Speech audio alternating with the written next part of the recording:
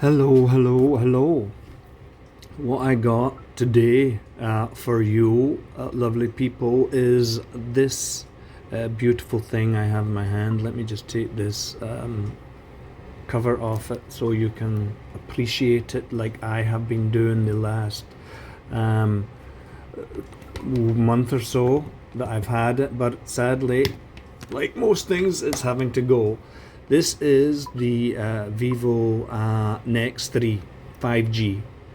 Specs are that it's a 6.89 Super AMOLED screen with a waterfall display, which means that it's, as you can see down here, it's all edge to edge, not unlike the Samsung phones of a few years past. So it's full HD plus, very nice. And let me just put the launcher that I've been using, which is called Alpha Launcher something. It's nice. It's 5G, as I said, 855 plus. Snapdragon, 8 GB of RAM. This one 256 GB of internal storage, and camera wise, main shooter is 64 and 213 megapixel ones with a, let me just I'm gonna have to change my launcher again. What was it called? I just want to show you. It's and if we do this, you see, yay!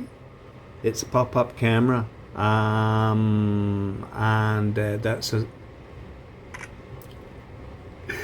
yeah, that's a 16 megapixel camera. So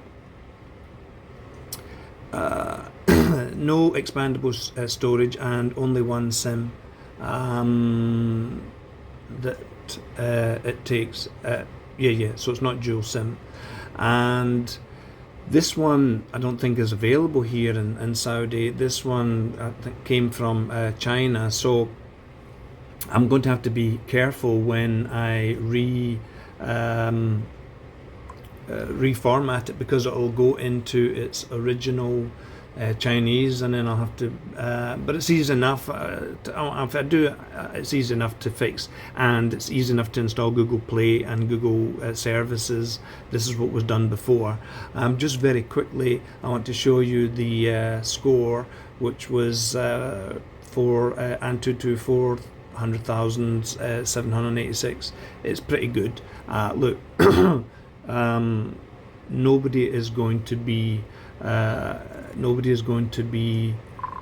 unhappy if they have this phone. It is actually just a really, really good phone, and I really like this shiny. It's a wee bit of fingerprint. This shiny silver. It just makes it look really cool. I like the round circular of the camera. Aesthetically wise, this is a really good looking phone. I mean, it's quite hefty, and when you do have to be careful. And I have dropped it on carpet, thankfully, a couple of times. Luckily, with no issues whatsoever. There's some. And I'm putting this down to being a Chinese phone. There are some idiosyncrasies of it, and you do need to. This is why I'm struggling with the launcher. I thought I'd fixed it. So let's see.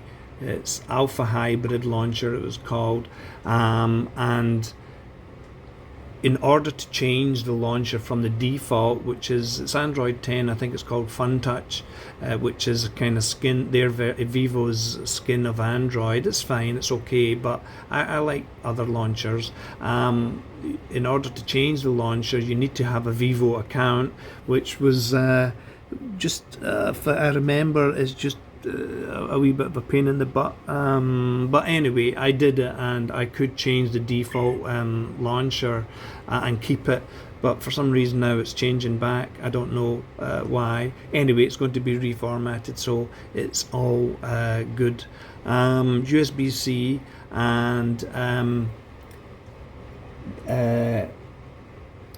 the USB-C is fine, everything's fine. The speaker's okay. Now I was just looking, this might be stereo speakers, as you can see here. And the sound is fine. I mean, I'm not saying it's the best sounding phone that I've ever had, but I don't really listen to anything that much, or maybe just a YouTube video via usually I put on my headphones like most people, and do it. So the sound is fine. This Alpha Hybrid launcher, if anybody's interested, I just found it the other day and I like the look of it. The other one I liked was Arch Launcher. Let's see, it's kind of similar, but you flick up this way to access all your things. So I kind of liked it. I downloaded a few launchers to see which ones I fancied, just for a wee change, because it's nice. I use Nova a lot and Microsoft Launcher, but I wanted to just have a change, just to see if I fancied them. What else did I put on? I went back. Oh, excuse me. I went back to the Pi music player. So see, this is going back to the stock launcher. So I went back to Pi music player because I found it really good, which I've been using since long time, since I had that BlackBerry Passport.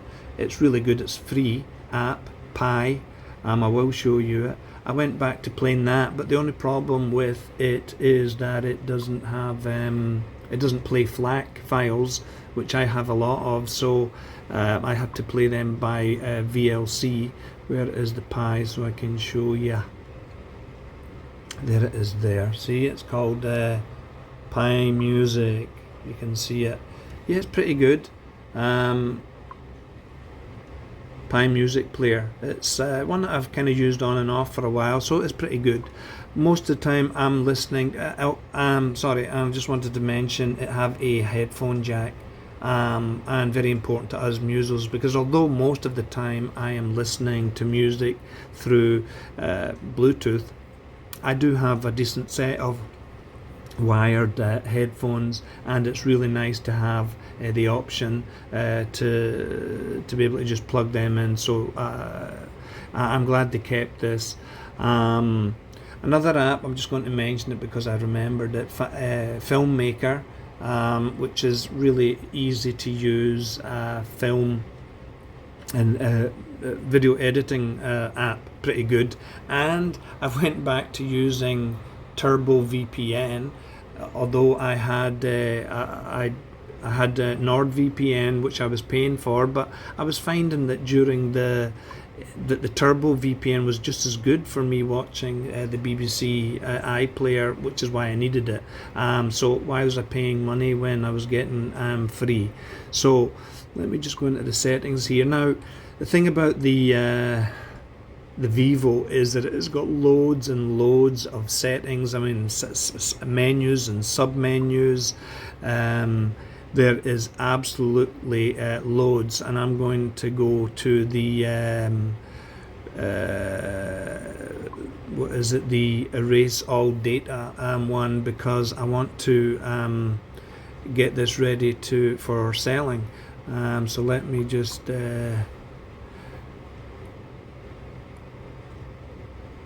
it's counting down for me to confirm. I'm going to do it. There it goes. I will be sad to see it go because I've really enjoyed it. But look, let's just talk about the 5G as it's there at the moment. There's not really, I haven't noticed any difference between 4G and 5G on the STC network for the most part. Okay. So if I get a good 4G signal, it's not. I'm very happy with that. For everything that I'm using it for, certainly mobile wise, I have 5G at home, STC, and for the most part it is pretty good, and it was better than my 4G internet that I had before. But for a phone, I just don't think it's at the moment anyway, I don't think it is a massive deal breaker to have a 5G phone, and it's fine if you want that. But for me, I just really didn't notice any difference. The phone that I'm using at the moment, which I haven't reviewed, is only 4G, and the internet is working really fine. So it's I know because of COVID-19 that a lot of the networks have been slowed down in the infrastructure for their 5G here in Saudi, and I'm sure it will get better and better as things open up and the situation improves. But currently, if you get maximum download speed by 4G LTE, it is really good, and you're very lucky. And of course, nobody gets that. So I'm just happy with the 4G, but I may look at getting a 5G phone later on in the new year if I have any. So okay, give me agree. Oh no. Okay, do I have to agree? Skip. I'm just resetting this for those.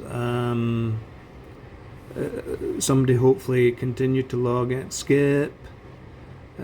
Skip everything. Skip this.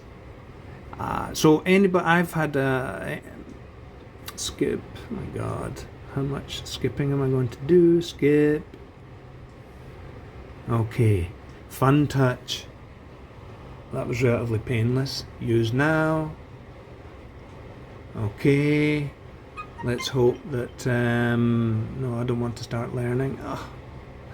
Exit instructions, cancel, blah, blah. Okay, so let me just tell you a few other things that I've found, right? So, and I didn't mention it, the volume up and down and the power, not power button, but like a home button is really right on the edge here.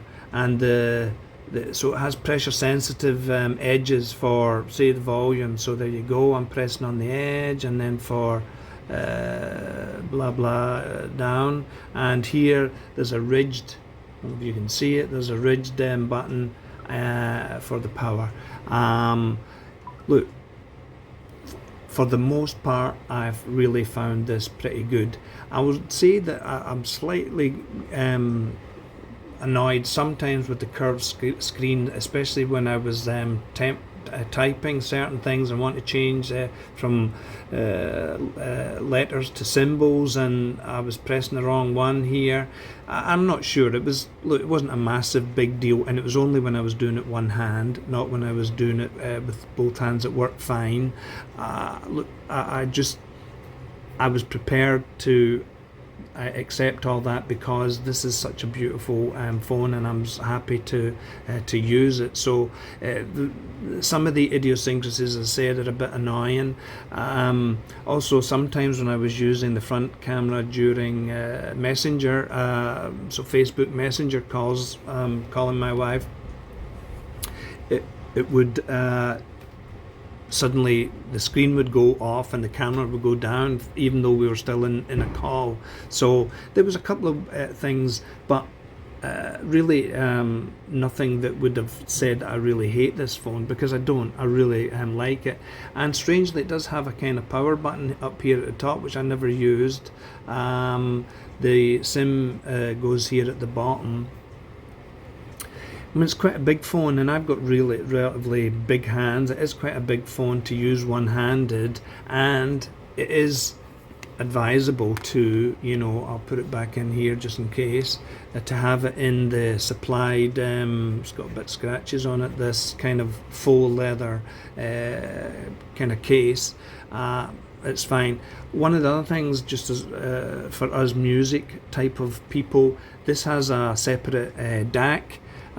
So if you go into the sub menu, there's quite a lot of settings that you can, when you're listening via wired headphones, there's certain things that you can do with that maybe you will like. I didn't really bother that much with that.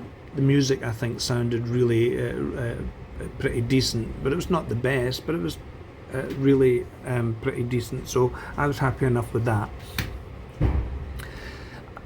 I will be sad to see this go because I really like it, but I have another phone, and I wasn't using it, and I paid a lot of money for it, so I thought I better, what the hell, what am I doing? I better